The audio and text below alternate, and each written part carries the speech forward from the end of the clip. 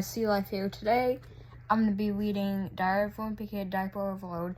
And if you don't like reading books, just shoo, go off this video. Bye, guys. And anyway, for those of you who do like reading, I'm going to be reading up to page 30 on this book today.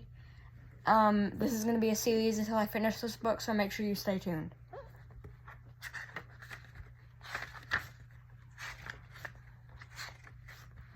December, Monday.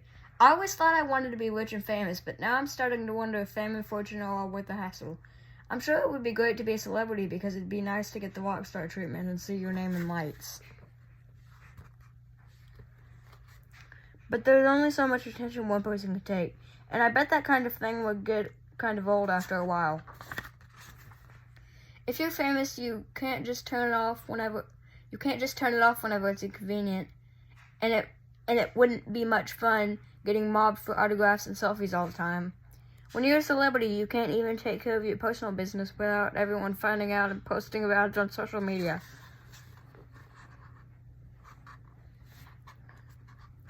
And when you're out in public, someone's bound to snap a picture of you when you're not looking your best. On top of that, everyone feels like they have the right to know all the details about your personal relationships, which can't be a lot of fun either.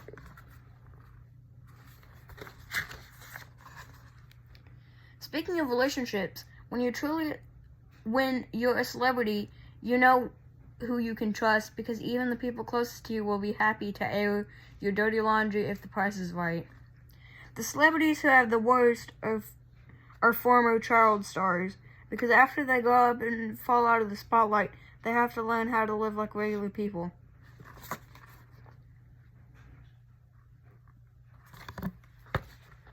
And I'm sure it's no fun being someone who used to be famous.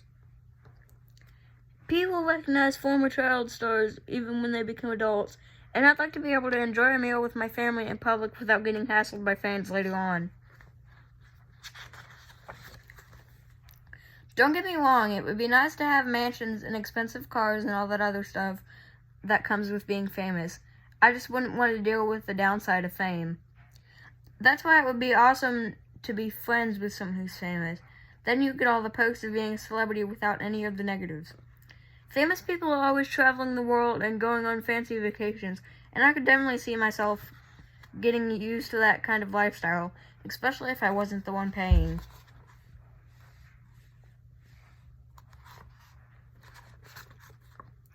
Plus, if you're friends with someone who has more money than you, you can always count on them to pick up the tab. And if your famous friend ever has a falling out, it wouldn't be the end of the world because people would pay good money for juicy celebrity gossip. The only problem with my plan is that I don't have any friends who are on track to become famous. And even though I've tried to encourage my friend Riley to start making a name for himself, he just doesn't seem all that interested. I'm going to pause right here real quick. I'm not going to show you any more of the pictures. So, yeah. So I've decided that what would be even better than being friends with a celebrity is being related to one. Because you know your Christmas presents are going to be way nicer if you've got a rich person in the family. My older brother Roderick actually has big plans to become a famous musician. But I just don't know how realistic it is to be successful when your band's name is Loaded Diaper. Aside from their name, Loaded Diaper has a few obstacles standing in their way. The first one is that they still practice in our basement, even though my parents probably wish they didn't. On top of that, Loaded Diaper hasn't played an actual show in more than a year. And the only member of the band who's not in high school is the lead singer, Bill. But he's 35 years old and lives in his grandma's basement. Even with all that, Roderick still thinks Loaded Diaper can make it to the big time, and he's come up with a plan for how they can do it.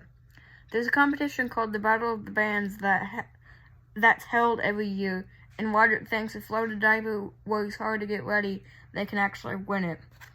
Roderick's favorite band, I don't even know how to say that. I'm just going to show you guys the word. Won the Battle of the Bands when they were just starting out. I'm not a big fan of that kind of music, and the only reason I've ever heard of that is because Roderick's bedroom is plastered with their posters. Roderick says the Battle of the Bands competition... Why does it have this name everywhere? Like, I can't even say it. Launched that career. And afterward, they were on the cover of every magazine. They broke up before Roderick got a chance to see them play, so everything he knows about them from magazine articles and old concert footage. But when Bill was 10 years old, his grandma took him to see it on their last tour, and he's always bragging about it to Roderick. In fact, sometimes Bill still wears the t-shirt he got from that concert, even though he probably shouldn't. I have no idea if it's realistic for Loaded Diaper to win this competition or not. But if Roderick's band actually goes on to fame and fortune, I'm going to be the one to tell their story, because if I have to suffer through Loaded Diaper's band practices, I figure I might as well get something out of it. Wednesday. Roderick told his bandmates that one of the reasons that got people to take them seriously early on was because whenever they were out in public, they looked like they were already famous. He said the first step in making people think you're a rock star is to dress like one. So the other night, the guys went to the mall to buy some cool outfits, but they found out that trendy clothes are really expensive, and that ripped jeans cost twice as much as brand new ones, so they left without buying anything. They came back to our house and ripped their own jeans, but when Mom found out, they piled them up in Roderick's room. She put iron patches on the holes, and I'm pretty sure she ironed them too. After that, the guys went to the Goodwill store where you can get used clothes pretty cheap, and Bill put together an outfit he thought made him look like the lead singer of a rock band. But it turned out that half of the clothes Bill bought had been donated to the store by his grandma, so she made him turn right around and return them. Then Macney had an idea. He said that they could just buy rockstar costumes, because the Halloween outlet near us was having an after-season clearance sale, and everybody agreed that seemed like a smart plan. But the costumes didn't look anything like they did on the packaging. They were more like plastic aprons with cool outfits, and the guitars were miniature inflatables. If the guys ever go out in public wearing these plastic aprons, I really hope Bill wears some pants underneath, because those costumes only cover the front. Thursday. Roderick says that every serious band gets professional photos taken so that they can use them on posters and album covers. But it turns out professional photographers are expensive, so Roderick's been looking into other options. The option he settled with was asking Mom to take the pictures because she offered to do it for free. So she spent the afternoon doing a photo shoot in our backyard. But it was hard to get a shot where there wasn't a fence or swing set in the background. After a while, they ditched their costumes and just tried using the stuff around them, but they ended up with a bunch of pictures they're probably not going to use. Mom said the guys looked too serious in all the pictures, and music was supposed to be fun. So she got them to lighten up a little, but I don't think the guys are going to like the way those photos came out either. Eventually, it got too cold out, and the guys moved inside. Mom had other things to do, so I got on photographer duty. Roderick wanted to get a few photos that would really tell people what Loaded Diaper is all about, which is how we ended up in the bathroom. But Drew and Mackenzie started screwing around, and Drew ended up with the toilet plunger stuck to his back.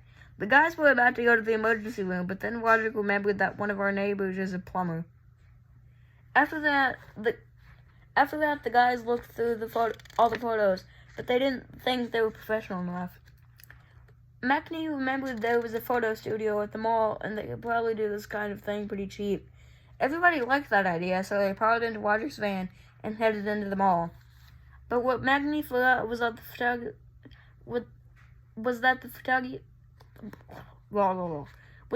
the photography place at the mall was a baby studio. I guess the studio isn't choosy about whose pictures they take, though, and they had no guys in front of the camera in no time. The guys in front of the camera in no time. It took a little while for them to warm up to the photographer, but apparently this lady was really good at making her subjects feel comfortable. The session lasted an hour, and the photographer took a ton of photos. But I didn't see any of these photos making their way onto Loaded Diapers posters either. I guess the guys still wanted their pictures, though. It was cheaper to order a calendar than to buy individual photos, so that's the package they went with. Mom's already using it as a family calendar, so I guess that means we've got 12 months of Loaded Diaper to look forward to. Sunday. Wodrick thinks the only way for Loaded Diaper to win the Battle of the Bands competition is to play a bunch of shows and keep improving, but right now they don't have a good way of getting around. A few weeks back, Wodrick's van got rear-ended by someone, and now he can't open the back doors. That means it's practically impossible to load all the band's equipment into the van. Wodrick looked into getting the doors replaced, but he found out it would cost more to get new ones than the van is actually worth. But then the guy saw an ad for a contest that a local car dealership was having called Hands of a Van, where the person who can keep at least one hand on a brand new van the longest gets to keep it. So they decided this was the answer to their transportation problems. Wodrick and the other guys spent a lot of time debating which one of them should enter the contest to win that van, but Macney said,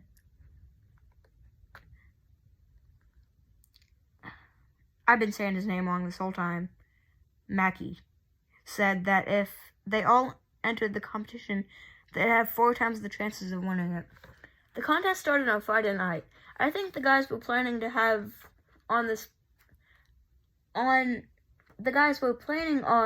this thing lasting a few hours, and when it was over, they drive off in the new van, but that's not how it played out.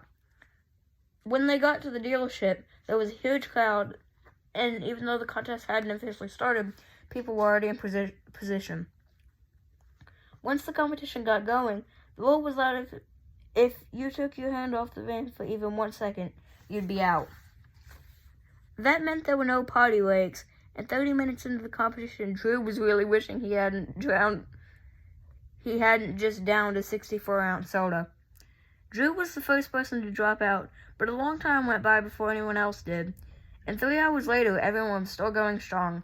A lot of contestants had packed coolers with food because they must have known they were in for a long night. But Wodrick and the other guys weren't prepared, so Wodrick called Mom and asked her to bring them sandwiches. Stay tuned for part 2.